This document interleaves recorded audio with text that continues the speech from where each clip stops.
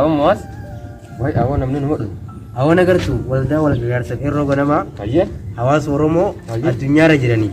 Akkasumas akka addaatti hawaasa Oromoo biyya Somaliland magaalaa Hargeysaa jiranii. Ayye. Waa'ee vaayirasii koronaa kan ilaalchite akkaataa itti eeggannoo godhuu danda'anii fi akkasumas mallattoo akkamiin akka beekuu danda'an irratti dhaamsa uummata Oromootiif dabarse kanaanti qolalaalaa jira. Maaltu jira? Maaliin beekuu lallamni Facebook bantuus YouTube bantuus Xaaliyaanii fi Ameerikaa. Maal taate? Aboo baleeyyan. Asirraa jalaasee. Aboo akkami? Asirraa ta'uu bareedu. Ayyee. Asirraa nagaa fayyee qabdanii. Kun akkuma agartu fayyee bareedu. Nagaa malee maali afaan ifaartaa jedhee kan maali? Maali ati magaalaarraa maal tokko baasuu yoo? Maal dhageessa koo? Maal akkasii namni akka kanatti qofa wajjin hogguu dhagee. Maali?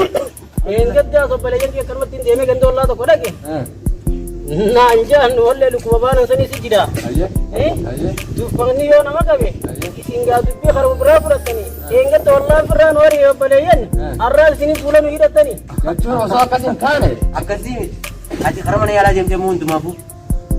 Maal ta'uudhaaf mana yaalaa dhaqaboo fayyaan qaba. Laaltee naa agarsiise. Mana yaalaa ta'e waan waldaa wal gargaarsa qeerroo ganamaa uummata Oromootiif dhaamsa dabarse waan qabdu. Maal dabarse yaaboo meela gurra na buusa. Warra baasisa. Tokko dikadda waan dikataniif ni beektanii saabuna kanaan dikachuu qabdan. Maaliif dhukkubni koronaa waan babal'atee jiru. Dhageessanii hoggaa sitti beetii daytaniis dikachuu qabdan. Hoggaa nyaatanis atis dikaddu saabunaan. Dafaa dikadda nyaataan isinii dhiyeessa. Hayyee dhageessanii saabuna malee hoggaa nyaataniis hoggaa haataniis hin dikatina. Qulqullina keessanii eeggachuu fidii ati xiqqoo dhiyeennaa sirraa dhiqa. As qabeetii sirraa hin dhiqa. Dikadda. Waldaa wal gargaarsa qeerroo ganamaa Somaliland kun akkuma keessa kana hedduu qofaa nama qofaas qofaa gogaa akkasumas attishoo mataa dhukkubbii hedduu deemuu hin dandeessu. Kanaafuu dhukkuba kana yoo mallattoo akkana haa qabaatu taate nuti asirratti argu jirra. Hatattamaan karaa mana yaalaa deemuu qaba. Akkasumas firraa eeguudhaaf akkasumas yeroo yeroo harka kee kana saabunaan dhiqachuu maaskii fi waan kana godhachuu. Yaa ijoollee xiyya. Waldaa qeerroo ganamaa isin silaa wamma bareeda dalaydeni. Alhamdulillah rabbi isin irratti haa jaalatu.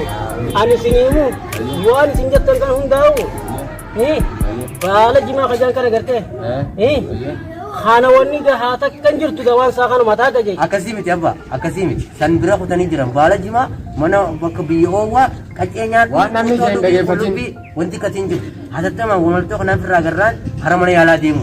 Barummaa abbaa kiyyan fayyaan qaba uummata bumaan tuttuutu kanaa kana lafu kufaayisa malee. Akkasii miti hara mana yaalaa. Amma kanarratti waldaa wal gargaarsa qeerroo ganamaa kan dhaamsa kan ittiin ibsu kun osoo si qofaaf hin ta'in hawaasa biyya kana keessa jiran cufa walitti qabee akka hawaasaatitti waan kana ibsuudhaaf sagantaa isaa xumuree jira.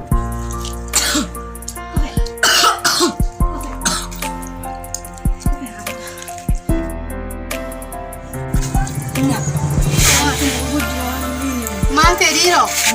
Beekeetii ilaala mucaan. Haalee tummaa. Hosi duraa saamanii qabattiin si halla. Haalee tummaa. Si jalaa saamaniiti. Haala si kophaa ta'e nyaadhu. Haya.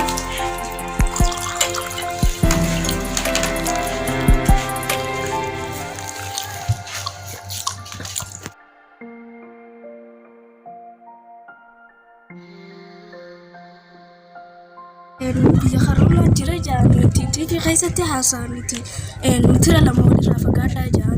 Maaluma ta'e. Ijoolleen tun maal haasa'etti koleeraa maaliif jira koleeraa? Assalaamu alaikum hordofaa. Waalaikum salaam hordofaa. Maali ijoolleen akkaan qofa nyaachisuun maali? Hordofaa kootume. Hordofaa maali ijoollee qofa baasuunsa? Haibara hordofaa haalinni qofa ijoolleen isaa hanga mana yaalaa geessinee maraamarruu jeetiin kophaa baasa. Koronaa kun baay'atee jira babal'atee jira hanga ati dhuftu walumaan geessina jeetiin seequ jira. Maqaan isaa tokko taana mee hayi mana yaalaa geessina jedhu walitti kana hoo. Hayya haameen yaasi. Mee gaya abbaa kiyya. Hayyee. Homaa mee waan gaasilattuu haa ija waarka janii miti. Ija waarke. Ani dhugaadhaati gaa'ee numaan qufaa harkumaan waan itti dhalatee duun ibsaa giseen takka takka. Hayyee. Hayyee. Mee gaa waan tamboo tuttuutu kanaaf kana kanuu taate si jaabaratti waan jettan kanuuf haa qabu kana. Haa qabu kana bara dhugaadhaaf. waan nun malle rabbiin waan inni malle nuti miskina isaa dumarraa hin balleessine meegaa akkuma haala yeroo jala deemna akkuma isin yoo goona meegaa walumaan goona waa hundaa yoo tole akkasitti hawaasa keenyas qofaa miti namoota jiranis tokko namoota hedduu jira maatii keessaa akkasumas nama wajjin jiraatu kan dhukkuba kana sodaadhaaf adda bahee kana walitti deebisuudhaaf akkamitti akka ifa godhaniif xalayaa waldaa warra gargaarsa qeerroo ganama hawaasa Oromootiif baase kanarra dhaabbanne